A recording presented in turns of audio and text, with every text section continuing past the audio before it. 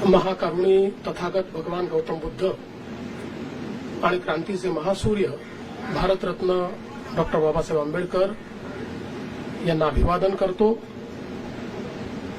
हिंदवी स्वराज्याचे सरसंस्थापक छत्रपती शिवराय यांना मानाचा मुजरा करतो। आजच्या भारतरत्न डॉक्टर बाबासाहेब आंबेडकर यांच्या 135व्या जयंती महोत्सवाच्या निमित्ताने मंचावर उपस्थित असलेले महाराष्ट्राचे आदरणीय राज्यपाल श्री जिष्णुदेव वर्माजी, आपल्या महाराष्ट्राचे लोकप्रिय उपमुख्यमंत्री एकनाथराव शिंदेजी, आपल्या महाराष्ट्राच्या पहिल्या महिला उपमुख्यमंत्री श्रीमती सुनेत्राताई पवार, सभापती राम शिंदेजी, उपाध्यक्ष अण्णा बनसोडेजी, ज्येष्ठ मंत्री छगन भुजबळजी, मंगलप्रभात लोढाजी, आशिष शेलारजी, नुकतंच ज्यांचं कार्य अहवाल आपण प्रकाशित केला ते सामाजिक न्याय मंत्री संजय शिरसाटजी, संजय राठोडजी, महापौर ऋतुताई तावडे, माजी खासदार राहुल शेवाळे, आमदार दीपक केसरकर, आमदार कालिदास कोळंबकर, भंते भनंत डॉक्टर राहुल बोधी महाथेरोजी, मुख्य सचिव राजेश अग्रवालजी, आयुक्त अश्विनीताई भिडे, पोलीस महासंचालक सदानंद दाते, पोलीस आयुक्त देवेंद्र भारती, प्रधान सचिव श्री अर्चदीप कांबळे, कोकण आयुक्त श्रीमती रुबल अग्रवाल, राज्यपाल महोदयांचे सचिव प्रशांत नारनवरे, श्री नागसेन कांबळे, भाई गिरकर, विशेष रूपाने या ठिकाणी उपस्थित माननीय भीमरावजी आंबेडकर आणि उपस्थित सर्व माता भगिनी आणि बंधूंनो, मला एक फॉरेन डेलिगेशन करून नागपूरला कार्यक्रमाकरता जायचं असल्यामुळे मी माननीय राज्यपालांची परमिशन घेतली आणि पहिले बोलण्याकरता या ठिकाणी उभा आहे। सर्वप्रथम आपल्या सर्वांना मी भारतरत्न डॉक्टर बाबासाहेब आंबेडकर यांच्या जयंतीच्या मनपूर्वक शुभेच्छा देतो। या महामानवाला आपण जेवढं अभिवादन करू तेवढं कमी आहे, कारण एक व्यक्ती किती मोठं परिवर्तन घडवू शकतो हे भारतरत्न डॉक्टर बाबासाहेब आंबेडकरांनी आपल्याला दाखवून दिलं। आपण जर एक विचार केला, एक व्यक्ती, एक पेन आणि एक पुस्तक, म्हणजे भारतरत्न डॉक्टर बाबासाहेब आंबेडकर, त्यांची कलम आणि त्या कलमेने लिहिलेलं भारताचं संविधान याने संपूर्ण भारताला बदलून टाकलं। भारतामध्ये समतेचं राज्य प्रस्थापित करण्याचा मार्ग मोकळा केला, समाजामध्ये भेदाभेद दूर केला, मानवतेला काळिमा फासणाऱ्या प्रथा संपवल्या आणि सगळ्यात महत्वाचं सर्व प्रकारचे भेद, जातीभेद, धर्मभेद आणि महिला पुरुष भेदही संपवण्याचं काम हे या एका संविधानाने केलं। आणि म्हणूनच आपण नेहमी असं म्हणतो की आज भारत प्रगती करतोय, त्याचं एकमेव कारण भारताला मिळालेलं संविधान जे जगातलं सर्वोत्तम संविधान आहे असं आपण निश्चितपणे म्हणू शकतो। आणि म्हणून आज आपण त्यांना त्यांच्या जयंतीच्या निमित्ताने अभिवादन करतो। भारतरत्न डॉक्टर बाबासाहेब आंबेडकर हे असं व्यक्तिमत्व आहे की जगाच्या पाठीवर जर कुठल्या एका व्यक्तीच्या जयंतीचे सर्वाधिक कार्यक्रम होत असतील तर ते भारतरत्न डॉक्टर बाबासाहेब आंबेडकरांचे होतात। जगातल्या कानाकोपऱ्यामध्ये ही सगळी कार्यक्रम आपल्याला त्या ठिकाणी पाहायला मिळतात आणि हे कार्यक्रम एक प्रकारे त्यांच्या कार्याला दिलेली मानवंदना आहे। सगळ्यात महत्वाचा संदेश जो भगवान गौतम बुद्धांचा संदेश त्यांनी आपल्याला दिला तो म्हणजे अत्तदीप भव, म्हणजे स्वतः प्रकाशमान व्हा, कोणावर अवलंबू नका, तुमच्यातला प्रकाश जागृत करून आपल्या पायावर उभं राहा। हा जो काही त्यांनी दिलेला संदेश आहे तो मला असं वाटतं की मानवाच्या कल्याणाचा सर्वोत्तम संदेश म्हणून आपण त्याच्याकडे पाहू शकतो।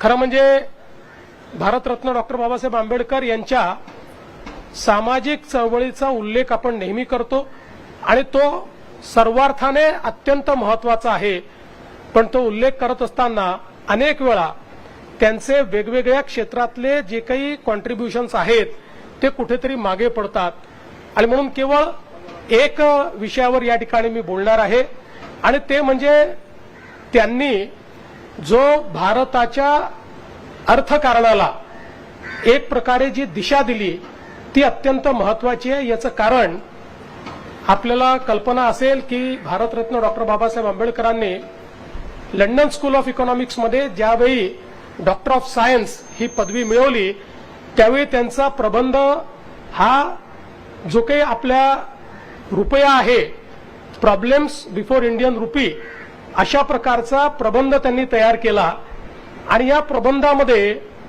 त्यांनी ज्या गोष्टी मांडल्या त्या याकरता महत्वाच्या आहेत की त्यानंतर त्या प्रबंधात त्यांनी असं सांगितलं होतं की भारतामध्ये एक सेंट्रल बँक असली पाहिजे, त्याशिवाय भारतामध्ये बँकिंग हे आपल्याला करता येणार नाही। दुसरं त्यांनी सांगितलं होतं की वर्षानुवर्ष आपल्या करन्सीचं म्हणजे चलनाचं सिल्वर स्टँडर्ड आहे ते संपवलं पाहिजे आणि गोल्ड स्टँडर्ड केलं पाहिजे।